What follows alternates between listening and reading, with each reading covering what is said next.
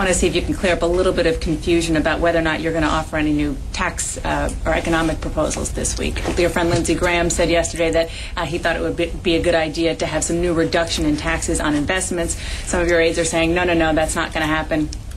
Are you going to offer anything new in terms of economic proposals this week? I'll let you know tomorrow. Is that a yes? I'll let you know tomorrow. Well, your opponent, Barack Obama, did offer something new today. I'm sure you've heard about it. He said that there should be a 90-day foreclosure moratorium for homeowners who act in good faith, and also a $3,000 tax break for businesses that create jobs. What do you think of that? Well, obviously the second part has been a proposal of mine, and I mean, we all want to create jobs and create incentives for doing so. On the first one, he wants to give a 90-day moratorium. That's fine. But what I want to do is have some of this $750 billion, about $300 billion of it, go and buy out these bad mortgages. And of course, the parameters are for people. It's a primary residence, a certain income level and all that. And give them a new mortgage. Give them a new mortgage so that they can afford it and they can stay in their homes. And I might add, during the Depression, there was a homeowners. It was a bureaucracy that was set up, that the Homeowners Loan Corporation, and they provided these new mortgages, and after a number of years, actually the government got paid back. And that is also a suggestion that Senator Hillary Clinton made not that long ago. I agree with her. I want to ask you actually about that particular proposal. I'm sure we've heard some angst, even ire, from some of your fellow conservatives about that, saying, wait a minute, why does Senator McCain, somebody who follows the conservative credo, want to use government money to help borrowers and lenders whom you yourself said in the spring should not be helped if they're irresponsible? Well, first of all, I want to help responsible people. Second of all, who are we helping now? Who are we giving the money to now? The same people who were the co-conspirators in this crisis, the greatest crisis of our time. That's who we're giving the money to now. And again, I want people to be able to stay in their homes. This crisis, this conflagration was ignited by the housing crisis. And it was Fannie and Freddie and Wall Street and corruption, or certainly cronyism in Washington, D.C. that caused it. And so until we get housing prices, home prices, stop their decline and start back up again, we're not going to really be able to make a lot of progress. So, in all due respect to the critics, who are we giving the money to now? The same people who would bear a great deal of responsibility for this crisis, when the fact there were homeowners who owned their home who now find a plummeting value, and their very American dream is being jeopardized. Let me ask you about the economy. You said yesterday that because of the economic crisis that has contributed to your fall in the polls. But if you believe, that, as I obviously know you do, that you have the right policies, the right ideas, why should a bad economy be a negative thing politically for you? Well, I think it's a negative for who are in elected office, but I have a positive plan. We'll bring the economy back. I'm campaigning all over this country, and I see people reacting very positively to my proposals. Why is Barack Obama, obviously, as an elected office, his poll numbers seem to have gone up, and confidence in him with regard to the economy seems to have gone up, while you have had the opposite? Well, you know, what seems to be to some is what seems to be in others. We're doing just fine. I'm happy where we are. We're as I said in my statement, we got them just where we want them. We're going to be just fine. I have been written off, Dana, on so many occasions by political pundits that it's hard for me to count. I think it's more lives than a cat. But the point is, we're doing fine. I'm happy with where we are. We're fighting the good fight. That's what it's all about. That's what I love.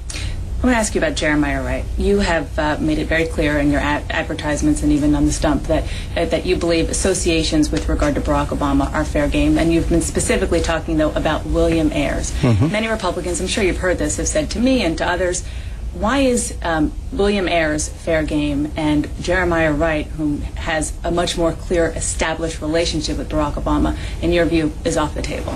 Well, because William Ayers was an unrepentant terrorist. I mean, he's a person who on 9/11 said that he wanted to set off more bombs. I mean, this is a very big question, I think, that people have to ask. And clearly, Senator Obama said he was, quote, a guy in the neighborhood. Why not right? Because Mr. Ayers is a unrepentant terrorist. And that's a unique individual in American history, a person who still wants to destroy America, he and his wife, who both want to still destroy America. That's an unusual breed of cat. And so, look, and the fact is that Senator Obama was not truthful in telling the American people about his relationship. Very frankly, Dan, I don't give a damn about an old unrepentant terrorist, but what I do care is telling the truth to the American people.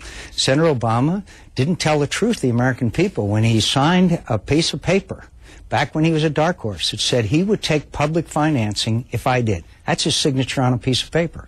He wasn't telling the American people the truth when he told them that he would, quote, sit down with John McCain. Looked right in the camera during his debates with Senator Clinton. He would sit down and negotiate with John McCain before he made a decision on public financing.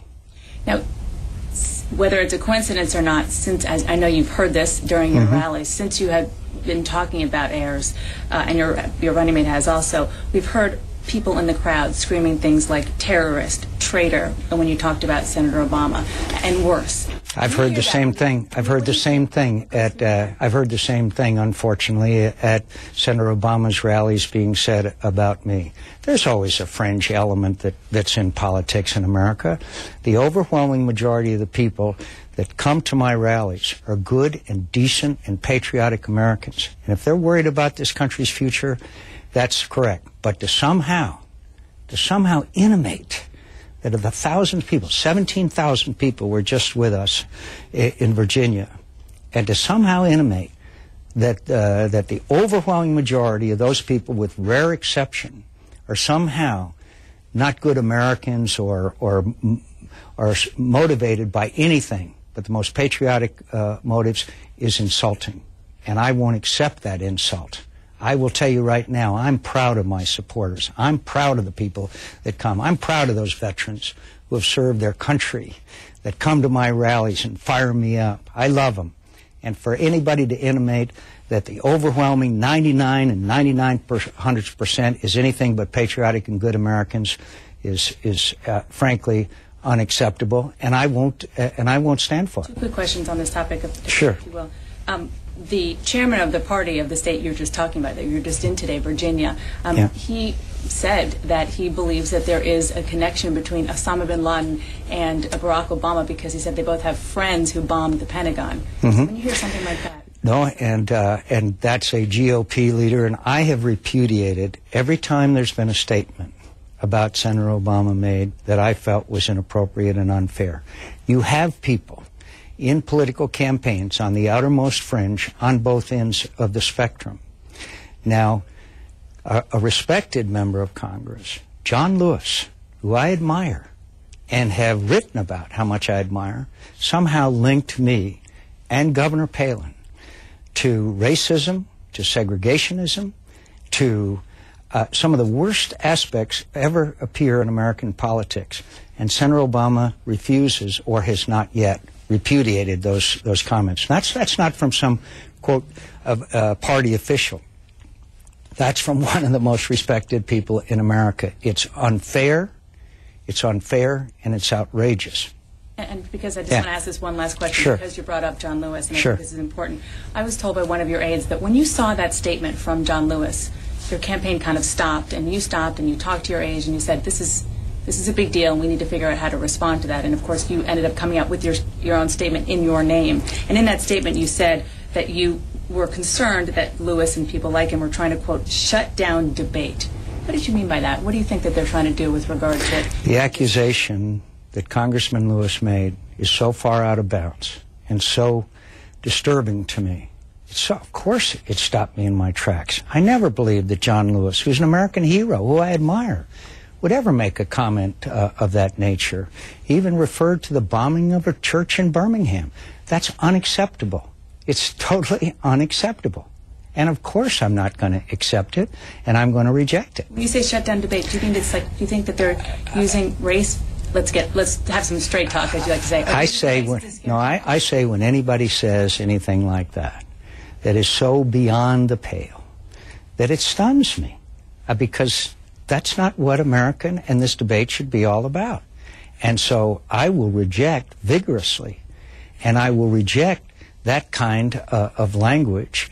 And again, I'm so disappointed in Congressman John Lewis, who I have admired and respect. This isn't just some obscure party official. And that's what's so totally unacceptable about it. Senator, thank you very much. Thank you. 3 weeks left. You feeling well? Thanks for having me on. It's a real pleasure. It's always good to be with you. Appreciate it. Thank you for your time, sir. Thanks, Dana. Thank you.